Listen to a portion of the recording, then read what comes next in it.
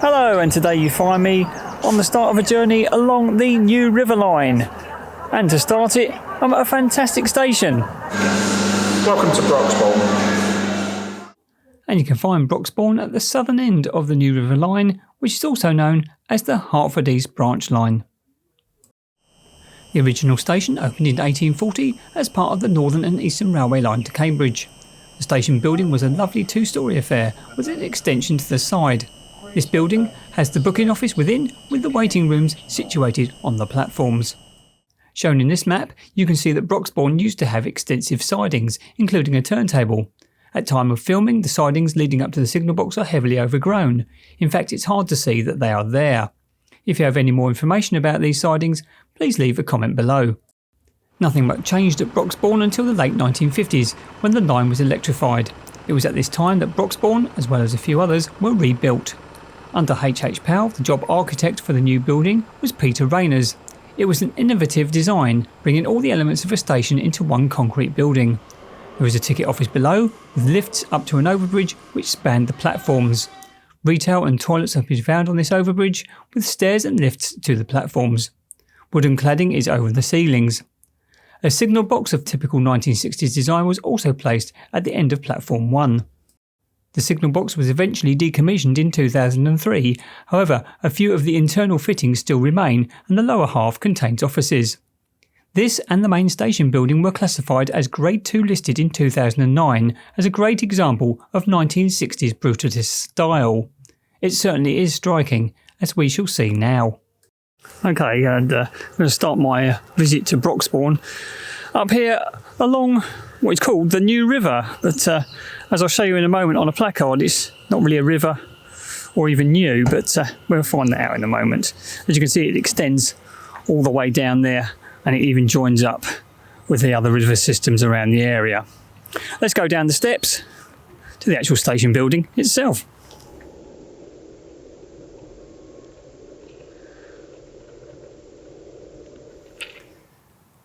And there is Broxbourne.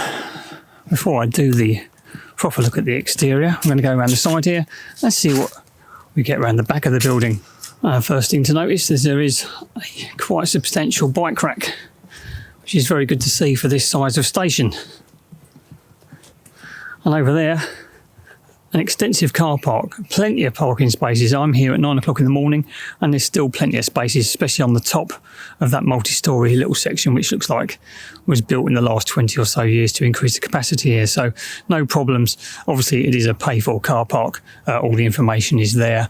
And at time of filming, currently a day's parking will cost around about £6.30, so not too bad at all. Anyway, let's have another quick look at the exterior of the station. There's obviously not obviously, there is the offices for the station. There's always also offices for Network Rail. That's around the corner. I'm not going to video those because obviously I probably won't be allowed to do so. I've got a remit from Anglia, Greater Anglia Trains to do around the station today, but not around obviously the network area. Let's go and have a look at the front. Okay, here you'll see the 1960s building, which is now Grade 2 listed. One of only a few 1960s buildings that are Grade 2 listed now, but as you'll see when you get inside, it is an unusual one for a 1960s building because it is quite pretty actually. You've got your normal train times here, the obligatory onward travel information board as well, a defibrillator, and around the side here is the entrance to the car park and also to the Network Rail maintenance depot, and you can see the platforms there just beyond the fencing. So let's go and have a look inside the building itself. And then moving in through the automatic doors, you've got a vending machine, photo me machine. There is a display which doesn't seem to be displaying anything at the moment. Over here you've got automatic ticket machines. I've been told of calling them ticketing machines. I promise I will now call them automated ticket machines. There is the tickets and information desk there, and now we're going to go through the gate line. As you go straight through the gate line, to your right you'll see accessible lifts, but there's a very nice stairwell here.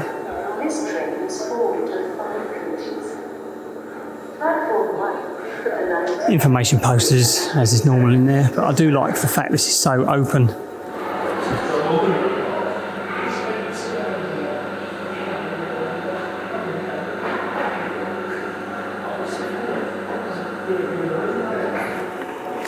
A lot different to your normal 1960s creative station buildings. Let's carry on up the stairs. And from here on this bridge, these lovely, huge windows giving plenty of natural light. Of course, there is lighting in the ceiling, but plenty of natural light. That looks like a fairly older painting by the look of it as well, because of the wording on there. But we'll carry on going up. As a juxtaposition, there's a very modern video board here showing advertising. But overall, I think it's a very, very pretty entrance to a station for a 1960s station. As we go up the top, you'll find there is a refreshments area on your right hand side.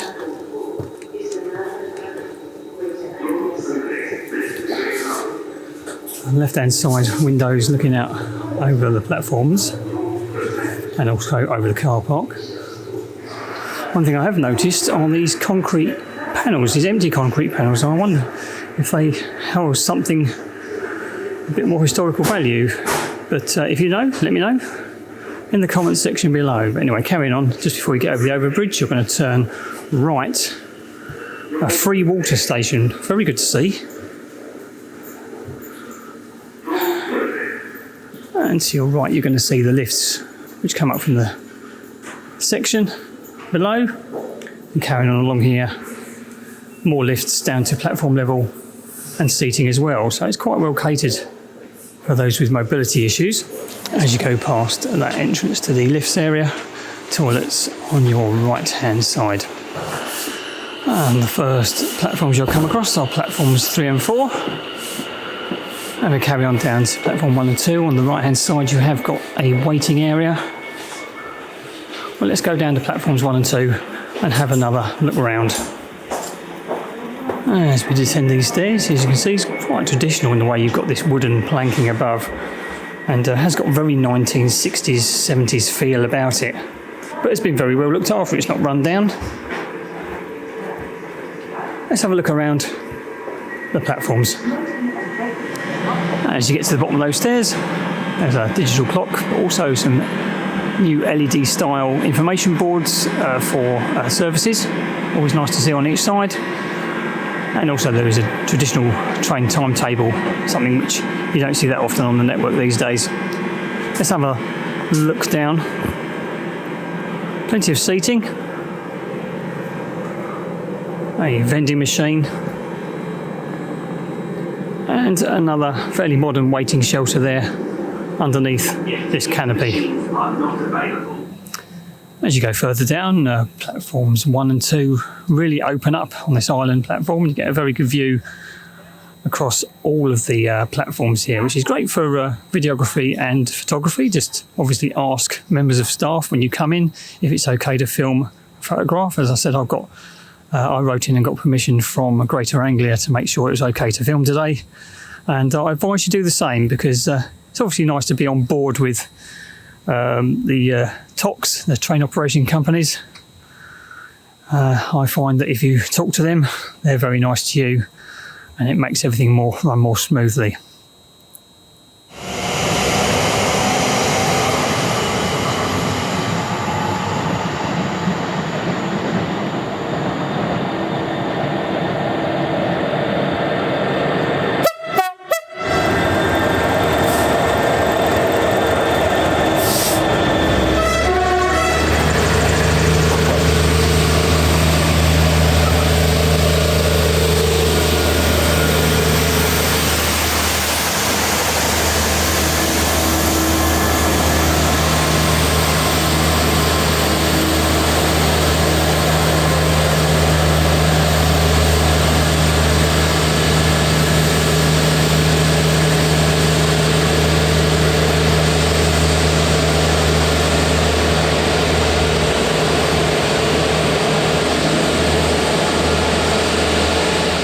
Which is just all there is the autumn, so the leaf busting trains are out.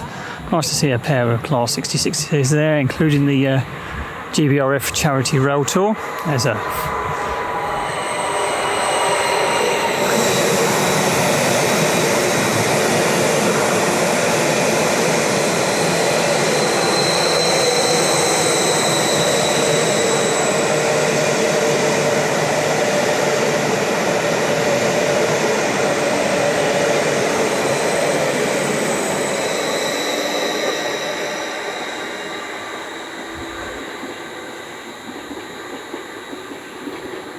As you can see, it's quite a busy little station, this at Broxbourne. Plenty of through traffic.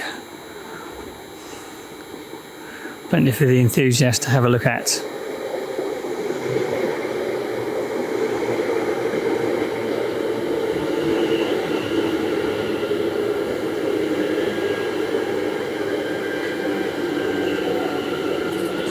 And of course, your eyes may be drawn to this, again, 1950s, 60s signal box.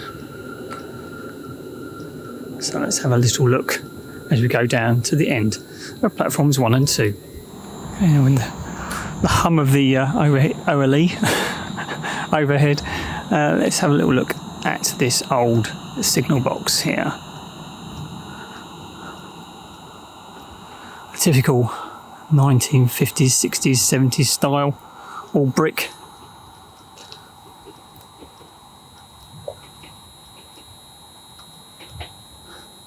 Nice to see it's still here.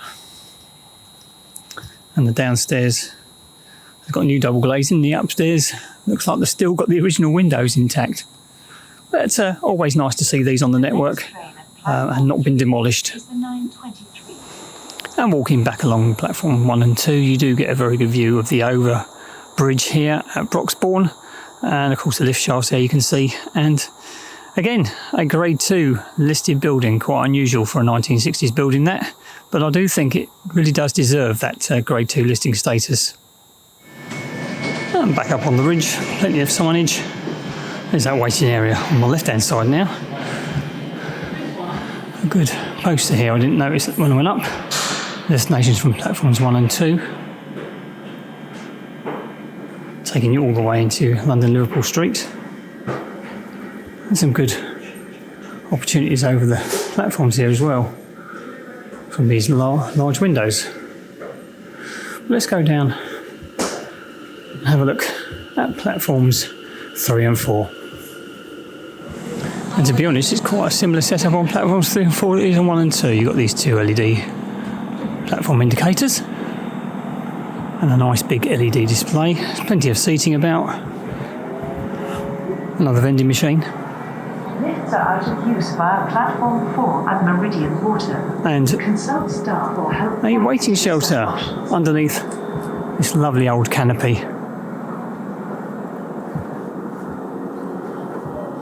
As we move down to the end of platforms 3 and 4, there is another one of these large scale LED displays. I think they're very good to have these. I've not seen these rolled out across the entire railway network. They're very, very informative, better than the old dot matrix. And you'll see the car park on my left hand side, and in the distance there is the Broxbourne sidings, which is normally where the Railhead treatment trains are stationed. There were 2 sets in there this morning. They've both now gone out to do their track cleaning work, and one of them you saw a moment ago passing through platform 1. Get another good view of the signal box, power box over there, and I've got to say, some great views down the line there. Going to be excellent here for any specials that come through, but it's good in general for videography and photography. As I said, ask the station staff or even write into Greater Anglia before you even think about doing it, because get these people on side and they'll help you out 9 times out of 10. Now heading down to the other end of the platform 3 and 4, just to have a little look down the line here. Again, pretty good views for the enthusiast, but as you can see, it gets a little bit thinner as you go down. Make sure you're standing behind those yellow lines. Doesn't really need to be said, but there you go. Train there, heading towards London Liverpool Street. Oh no, it's not actually, sorry, apologies, it's heading towards Stratford. Not going to London Liverpool Street.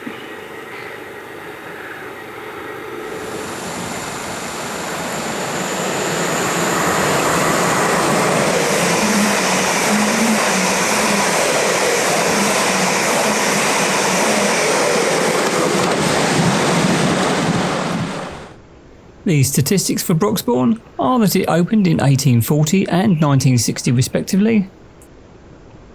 It currently, at time of filming, has at least 10 trains per hour in each direction, with a few less during the weekends. And the entry and exit figures for 2022-2023 were 1,376,250.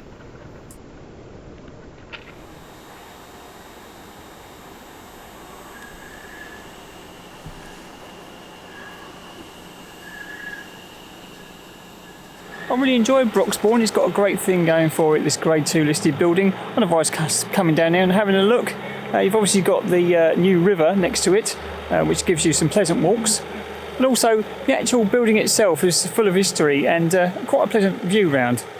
For the enthusiast, views up and down the line are fantastic, and there's a lot of traffic here, especially during the RHTT season, the Railhead treatment train season. You're going to see a lot of things going up and down, especially if you get here before 7 in the morning.